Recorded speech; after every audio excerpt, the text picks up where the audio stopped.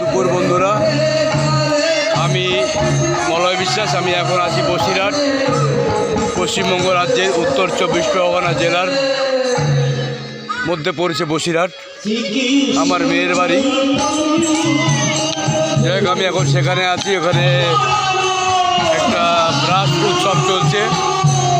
রাস উৎসবের আজকে শেষ দিন। আমি আপনাদের মহোৎসব চলছে, আজকে মহোৎসবে আমি দেখা